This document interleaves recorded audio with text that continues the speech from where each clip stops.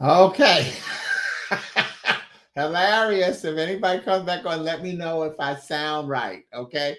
Before I even start this one. So let me know. Do I sound like a munchkin again, a chipmunk? All right. I will wait and see if I get any comments so anybody can let me know how I'm sounding. Hilarious. Y'all don't realize that I went through doing that whole broadcast. Well, y'all, you might not realize it because I deleted. Oh, God, I got to go delete it in LinkedIn as well. Oh, well, I'll have to do that. Okay. But anyway, and I deleted it on Facebook. So let me know. Well, you know what? I just got to go because okay. Oh, good. Thumbs up. All right. I just finished doing the whole thing, and see when you're using Prezi, you can't. I'm not actually on the Streamyard, so therefore I can't see the comments. And so I'm just going through and I'm seeing, and then it just so happened I decided, well, let me look at the comments and do a shout out at the end. And that's when I saw your comments. So thank y'all for letting me know that I was sounding like the chipmunks. And and so now I got to do it all over again. So thank you if you came back. But meanwhile, if you're watching the video, you don't even know what I'm talking about. But I had just done the whole presentation where okay, better Marsha, thank you. And now I'm looking over there, see, because I on Friday I don't usually look in the comment thread because I just read the poem and then I say hi and bye to whoever was on, and then I hang up. Anyway, let's roll. All right. So welcome to Gift Friday. And I named it Gift Friday because so often we hear people say TGIF. Thank God it's Friday. But I say, what allure does Friday have to the person who took their last breath on Thursday or any day before that for that matter? Therefore, I've learned to use, we love you enough to come back. Thank you. Oh my goodness. The funny thing is that, and this poem is actually about repetition, about coming back. Aha, see? But anyway, let me keep going. So yeah, so instead of TGIF, thank God it's Friday. I've learned to use what I learned through Psalm 92 and 2, and that is, it is good to proclaim your unfailing love in the morning, your faithfulness in the evening. Therefore, instead of TGIF, I use TGIT. Not thank God it's Thursday, but thank God it's today. And then TGIT, thank God it's tonight. And that allows me to extend the lesson that I've learned through Matthew 6 and 34. And that is, so don't worry about tomorrow, for tomorrow will bring its own worries. Thank God it's tonight. Today's trouble is enough trouble for today. Thank God it's today. See, darkness always comes before the light. And so what I do first is I offer another way of looking at TGIF, and that is trusting God is free. Think about what it costs to be blessed with the greatest gift of the day, waking up. Doesn't cost you a dime. And that still moves us into realizing that when we take that T and TGIF and move it from the front to the end, we find what we can really give God thanks for every day, and that is for today. GIFT. God is for today. And Gift Friday is the online sharing of one of my original poems or an inspirational message that's possible to use to inspire audiences online, in person, or in your spirit. Each poem will be my gift to you. Here you hear me read it and share this week's gift. Then, if you like a free keepsake copy of the poem, then you can, and you're not on my mailing list, you can email me at sporty@sportyking.com. If you're on Facebook or LinkedIn and you're not on my mailing list, then email me at sporty@sportyking.com. If you're on my mailing list, just drop that in the comments that you'd like a copy of the poem. And if you're on YouTube, you drop it in the comments rather than the thread, and I'll re-explain that. Well, no, I can explain it now. See, if you send, you're not on my mailing list, and you drop it here in the comments, and we've never exchanged email, when I send as a PDF attachment, your security will block it as spam. But if you send me an email and send you the poem, I will be responding to your email since it's an attachment, and your security will let it go through. So use that tech tip on anybody that you exchange email with. Okay. So meanwhile, let's get rolling. Today, I've chosen a poem that speaks to the ongoing need for being empathetic. And this poem is from my book, I Found Out I'm Living, an affirmation of life. And in fact, it highlights one of the messages in the title of the book. See, it's the sequel to my book, I Found Out I'm Dying, a celebration of life, which is about which is about life and releasing the physical self. See, I found out I'm dying, a celebration of life. I found out I'm dying. Everybody's dying from the day we're born physically. But when you release that physical, you really enjoy and celebrate life. So that's what that first book was about. So now that's what the sequel is about. Once I figured out that I was dying and I released my physical, I found out I was living because I now embrace the spiritual even more. And so that's why it's an affirmation of life. See, when you release the physical self, you find out just how alive you really are. And thus you embrace your spiritual gift and you affirmed it. Both books remind us to see the headline, but not get caught up in it, because the lesson is in the subtitle. I found out I'm dying, a celebration. I found out I'm living, an affirmation. So don't get caught up in the headlines of life. Look at the subtitles in life. And that's how, even if you look at the newspapers, they give you the headline to catch your attention and then tell you what the story is really about. And it's usually not as catastrophic as the headline made it seem. So just as the poem title today is Love's Merry-Go-Round, it will highlight the unwritten subtitle of how important it is to be understanding and as empathetic as possible through love. And even again, now, okay, Marsha's comment, we love you enough to come back. Let me see, I can click on that so people can see it. All right. Okay. So yeah, I know a little bit about technology. All right. So anyway, let's go with this poem. Love's Merry-Go-Round. You say tomato, I say tomato. You say love, I say love. You say below, I say above. What would life really be like if we were all on the same page? If, as passengers, we saw no reason to turn or change the scenery because, hey, straight is good enough. What if we were all on the same page? You say dais, I say dais.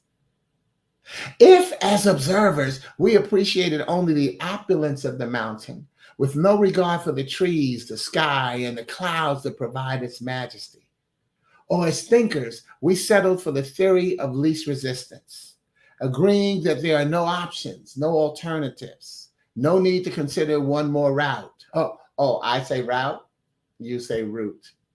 Would you only jump out of a plane with a designer parachute? You see, our tastes are all the same, namely different. Your opinion doesn't have to mirror mine. And so when dealing with a subject as complex as love, agreeing that we may disagree is simply fine. By the way, do you like red or white wine? See, love is in every relationship, each activity, all we undertake and do. Love can easily be seen as fleeting, just as easily as it's felt as new. It's a noun, it's a verb, it's an adverb, the most used word in the English language. Its meaning evolves as daily as love unfolds. We believe in love when it's new. We question it when it's old. Yet one thing we can all agree is that love belongs to our senses. We see it, we taste it, we hear it, we smell it, we touch it. We feel it, each of us in a different way. And we can all agree that love goes up and love comes down. The beauty is that it does it again with new passengers, like a merry-go-round.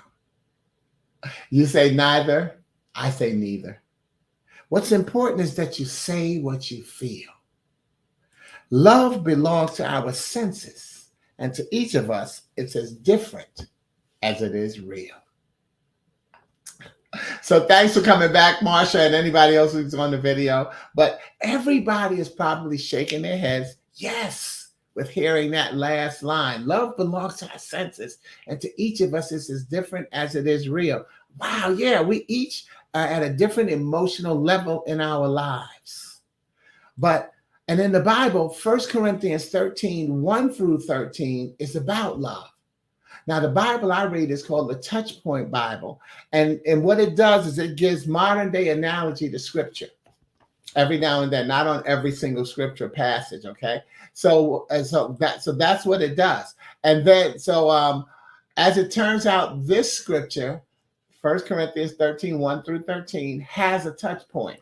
And so it'll give us a title of what's going on in the modern world and see how you can attach it to scripture.